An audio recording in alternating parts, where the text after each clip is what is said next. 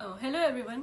इस वीडियो को शुरू करने से पहले मैं आपको ये बता दूं कि इस वीडियो के एंड में मैंने इसका रिटन फॉर्म अटैच कर दिया है जो कि पावर पॉइंट प्रेजेंटेशन के फॉर्म में है। तो अगर आपको नोट्स बनाना हो तो आप वहां से बना सकते हो, आपको आसान पड़ेगा। So now let us start. आज का हमारा पहला एम है स्टूडेंट्स को एनसीसी के इवोल्यूशन से परिचित करवाना कि कैसे एनसीसी एग्जिस्टेंस में आया, वो कैसे स्टार्ट हुआ एट्सेट्रा। तो एनसीसी सबसे पहले फर्स्ट वर्ल्ड वॉर के टाइम पे स्टार्ट हुआ था, second line of defence create करने के लिए और बहुत सारे यूथ्स को ट्रेन करने के लिए। ब्रिटिशर्स ने क्या किया, यूनिवर्सिटी कॉर्प्स की स्टैब्लिशमेंट की। यूनिवर्सिटी कॉर्प्स 1917 में स्टैब्लिश हुआ था पार्लियामेंट एक्ट के तहत। इसका ऑब्जेक्टिव पोटेंशियल सोल्जर्स को ट्रेन करने का था। पोटेंशियल सोल्जर्स वो होते हैं जिनमें क्षमता होती है कि वो कुछ कर सकते हैं, उनको ट्रेन करना था। इसमें स्कूल बॉयज़ को इंक्लूड नहीं किया गया था उस टाइम पे। यूनिवर्सिटी कॉर्प्स में स्टूडेंट्स के मेडिकल टेस्ट होते थे, उनसे उनकी ड्रिल प्रैक्टिस होती थी, मार्चेस होते थे, देन ट्रेनिंग करवाई, मिलिट्री ट्रेनिंग होती थी, ये सब किया जाता था। फिर हमारा नेक्स्ट पार्ट आता है university training corps. University training corps का एम था ब्रिटिश इंडियन आर्मी को ऑफिसर्स प्रोवाइड करना। यूनिवर्सिटी ट्रेनिंग कॉर्प्स का बिल 22 सितंबर 1920 में अप्रूव हुआ था और 1921 में रेज हुआ था। यूटीसी में पीटी सिखाई जाती थी, देन बेनेट ट्रेनिंग सिखाया जाता था, सेरेमोनियल ड्रिल्स होते थे, मस्केट्री एट्सेट्रा, ये सब सिखाए जाते थे। देन हमारा थर्ड पार्ट आता है यूनिवर्सिटी ऑफिसर ट्रेनिंग कॉर्प्स। ये वर्ल्ड वॉर सेकेंड के टाइम पे आया था। इसमें यंग इंडियंस को लिया जाता था। 1942 में यूनिवर्सिटी ट्रेनिंग कॉर्प्स को रीमॉडल किया गया, मतलब उसका थोड़ा बहुत चेंजेस किया गया, उसके नेम में चेंज आया और उसका नाम रखा गया यूनिवर्सिटी ऑफिसर्स ट्रेनिंग कॉर्प्स। इसके अलावा कुछ और यूनिट्स भी है जिनके नाम है Indian air training corps, that is IATC, then sea scout corps, women's auxiliary corps. Then हमारा फोर्थ पार्ट है national cadet corps. Cadet corps committee Indian man power और जरूरी सप्लाई करती थी ब्रिटिश वॉर को। उस टाइम पे मतलब बहुत ज़रूरत पड़ती थी इन सब की, तो कैडेट कॉर्प कमिटी का यह काम था एक। फिर यूनिवर्सिटी ऑफिसर्स ट्रेनिंग कॉर्प्स जो थे वो सफिशिएंट ऑफिसर्स प्रोवाइड नहीं कर पा रहे थे। तो जुलाई 1946 में क्या हुआ, एक कमेटी बनाई गई और रिकमेंडेशंस किए गए। इसका एम यह था, चेक करने का था कि मिलिट्री ट्रेनिंग को स्कूल्स और अदर कॉलेजेस में इंट्रोड्यूस किया जाता है तो ये किस हद तक सही रहेगा, और ज़्यादा से ज़्यादा यूथ्स को आर्म फोर्सेस की तरफ अट्रैक्ट करवाना ताकि वो अपना करियर आर्म फोर्सेस में चूज कर सके। इसके बाद हम एनसीसी का कॉम्पोजिशन देखेंगे। तो सबसे पहले आता है joint secretary war office, chairman, representative तीनों सर्विसेज से, that is Indian army, navy and air force, और 4 मेंबर्स एजुकेशन डिपार्टमेंट से।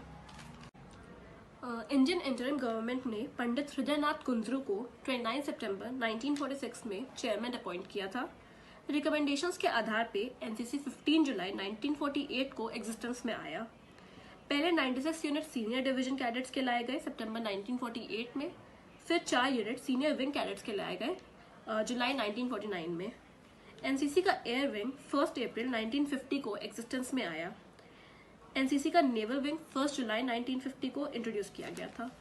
एनसीसी फ्लैग पहले 1951 में आया था, जो अभी का ट्राई कलर फ्लैग है वो 1954 में आया था। अब हम एनसीसी सॉन्ग के बारे में कुछ जानेंगे। पहला एनसीसी सॉन्ग जो कि है कदम मिला के चल, वो 1963 में आया था। फिर 1974 में कुछ चेंजेस किए गए इस सॉन्ग में, और अब नेक्स्ट जो एनसीसी सॉन्ग आया वो था हम सब हिंदी हैं। उसके बाद 1980 में हिंदी वर्ड को रिप्लेस किया गया भारतीय वर्ड से, और जो अभी का एनसीसी सॉन्ग है वो लाया गया जिसका नाम है हम सब भारतीय हैं। ओके, तो अब हम अपने रिवॉल्यूशन टॉपिक को एंड करते हुए इसके बारे में कुछ बताते हैं। अब तक एनसीसी में 69 ईयर्स हो चुका है, 17 DTES है, एनसीसी के 96 ग्रुप हेडक्वार्टर्स है, 788 यूनिट्स है, तकरीबन 14 लाख कैडेट्स हैं, और आज के टाइम पे विश्व का सबसे बड़ा यूथ ऑर्गेनाइजेशन है। अब हमारा अगला टॉपिक है AIIMS and objectives of NCC. NCC 16 जुलाई 1948 को एग्जिस्टेंस में आया एक्ट ऑफ पार्लियामेंट के तहत। एनसीसी का मोटो यानी कि उसका सिद्धांत जो है वो है unity and discipline, that is एकता और अनुशासन। विजन ऑफ एनसीसी, देश के युवाओं को सशक्त करना कि वो जिम्मेदार नागरिक और लीडर बन सके, ये हमारा एनसीसी का विजन होता है। उसके बाद हमारा एनसीसी का एम है जो कि है, पहला एम है देश के युवाओं में चरित्र, दैट इज कैरेक्टर, साहचर्य, कॉमरेडशिप, अनुशासन, डिसिप्लिन, नेतृत्व, लीडरशिप, स्पोर्ट्समैनशिप, धर्मनिरपेक्षता और निस्वार्थ सेवा के भाव संचार करना।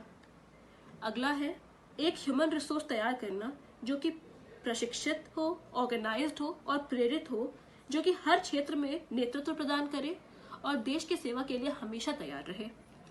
यूथ को प्रेरित करते हुए ऐसा वातावरण प्रदान करना ताकि वो आर्म फोर्सेस में अपना करियर चूज कर सके। ये हमारे एनसीसी के कुछ एम्स हैं। उसके बाद नेक्स्ट है हमारा एनसीसी का ऑब्जेक्टिव्स, जो कि है हमारा पहला ऑब्जेक्टिव है ज़्यादा से ज़्यादा युवाओं तक पहुंचना अलग अलग इंस्टीट्यूशंस के जरिए। अगला है एनसीसी को समाज का एक महत्वपूर्ण हिस्सा बनाना। तीसरा है युवाओं को सकारात्मक सोच सिखाना। एनसीसी का चौथा ऑब्जेक्टिव है राष्ट्रीय एकता का मुख्य स्रोत बनना, उसे राष्ट्र को जोड़े रखने वाला सबसे बड़ा फोर्स बनाना, किसी भी जाति, धर्म, क्षेत्र को इंक्लूड ना करते हुए, that is irrespective of caste, creed, religion और रीजन। पूरे देश के युवाओं को संयुक्त, धर्मनिरपेक्ष और अनुशासित नागरिक बनाना। राष्ट्रीय निर्माण के लिए युवाओं को आइडियल प्लेटफॉर्म प्रोवाइड करना, युवाओं में धर्मनिरपेक्षता और संयुक्त रहने की भावना उजागर करना राष्ट्रीय एकता कैंप लगा के। तो इसी के साथ मैं अपना ये वीडियो खत्म करती हूँ और इसके बाद मैं एक पावर पॉइंट प्रेजेंटेशन इसके साथ अटैच कर दूंगी जिससे आप उसके बारे में और अच्छे से जान सकें। जय हिंद।